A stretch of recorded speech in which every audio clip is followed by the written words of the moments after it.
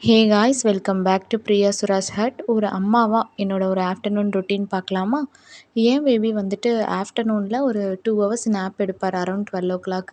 அதுக்குள்ளே என்னோட வேலை என்னென்ன இருக்கோ அது எல்லாமே பார்த்துப்பேன். 9 to 11 மந்த்ஸில் பேபி வந்துட்டு மார்னிங்கில் ஒன்று, ஆஃப்டர்நூனில் வந்துன்னு 2 நேப் எடுப்பார். எல்லாருமே சொன்னது என்னென்னா, பகலில் தூங்க விட்டிங்கன்னா நைட்டு தூங்க மாட்டார் அப்படின்னுட்டு. பட் அவங்க தூங்கும்போது அவங்களால கண்ட்ரோல் பண்ண முடியாது. அதனால் நான் அவர் போக்கிலே விட்டுட்டேன். இப்போ ஆட்டோமேட்டிக்காக அவரே வந்துட்டு ஒரு நாளைக்கு மார்னிங்கில் 2 ஹவர்ஸ் மட்டும்தான் நேப் எடுப்பார். அதுக்கப்புறம் நைட்டு தான்.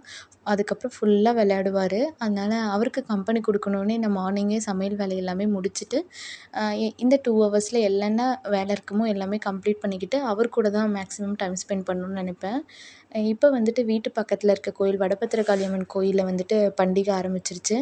நம்ம வீட்டிலேருந்து சின்னதாக நாளைக்கு ஒரு அன்னதானமும் சாமிக்கு சீரும் போகும். அடுத்த வீடியோவில் கண்டிப்பாக அது எப்படி இருக்குன்னு ஷேர் பண்ணுறேன். சரி, கெஸ்ட்டெல்லாம் வீட்டுக்கு வரப்போகிறாங்க. குழந்த துணி என்ன தான் மடித்து வச்சாலும் ஒரு பீரியடில் அவசரத்தில் அதை நானே கலைச்சி போட்டுருவேன். அப்புறம் மறுபடியும் உட்காந்து மாங்கு மாங்குன்னு மடிப்பேன்.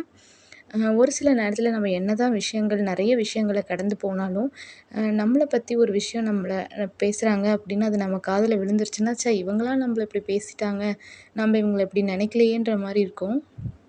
அப்போ வந்துட்டு ஒரு வாரத்துக்கு கிட்ட மன உளைச்சலாக இருக்கும். இப்படி பேசிட்டாங்களேன்னு மனசு பாரமா இருக்கும். ஆனா இப்போ வந்துட்டு நான் ஒரு தெளிவுக்கு வந்துட்டேன். இப்போ நான் யோசிக்கிறது என்னன்னா, கடவுள் வந்து நம்ம கேட்கக்கூடாதுங்கிற விஷயத்த தான் நமக்கு பின்னாடி பேச வைக்கிறாங்க. கண்டிப்பா தைரியம் இருக்கவங்க நம்ம முன்னாடி தான் பேசுவாங்க. அது நம்மளுக்கு தேவையில்லாத விஷயன்றதுனால தான் கடவுள் அத நமக்கு பின்னாடி பேச வைக்கிறாங்க.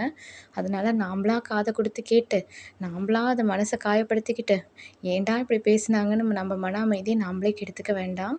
இருக்கிறது ஒரு லைஃபுங்க. நம்மளோட லைஃப்ப நாம தான் வாழணும். இதில இன்னொருத்தர் உள்ள புகுந்து அந்த அமைதிய கெடுக்க நாமளா ஏன் சான்ஸ் குடுக்கணும்? அதனால இந்த மாதிரி ஒரு ஸ்டேஜுக்கு நான் வந்துட்டேன்.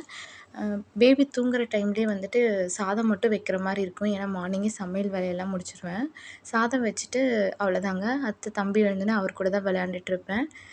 இப்போ வந்துட்டு அம்மா, அப்பா வீட்ல கட்டட வேலை போயிட்டுருக்கு. நெறைய செடி வச்சிருந்தேன். இடம் பெருசா இல்லாததுனால எல்லா செடியுமே எடுத்துட்டாங்க. அதில நான் ஆசையா வளர்த்துனது மணி பிளான்ட்டு தான். நல்லா பெருசா வளர்ந்துருந்தது. அப்பா கொஞ்ச நாள் ரொம்ப காப்பாத்துனாரு. அப்புறம் முடியல. அப்புறம் "அம்மா நீ காப்பாத்திக்கோ" அப்படின்னு சொல்லி என்ட்ட குடுத்துட்டாரு. ரொம்ப டேமேஜ் ஆயி வந்தாரு. இப்போ வந்துட்டு மறுபடியும் உயிர் தெழுந்துட்டாரு. இப்போ அவரோட பேபீஸ் தான் பக்கத்தில இருக்கிறது எல்லாமே கட் பண்ணி வச்சேன். கீழ விழுந்ததெல்லாம் அழகழகா வந்துட்டாங்க. நம்மள சுத்தி ஏதாவது ஒரு பிளான்ட் இருந்தாலும் அது கண்டிப்பா ஒரு பாசிட்டிவ் எனர்ஜி தாங்க. நீங்களும் கண்டிப்பா ட்ரை பண்ணி பாருங்க. அது குடுக்குற ஒரு பாசிட்டிவ் வைபே வேற மாரி தான் இருக்கும். அவ்வளோதாங்க. எனக்கு இந்த மாரி தான் ஆஃப்டர்நூன் போகும். அடுத்து என்ன பண்ண போறோங்கிறத நெக்ஸ்ட் வீடியோல பார்க்கலாம். அதுவரைக்கும் don't forget to do like and subscribe. Bye bye.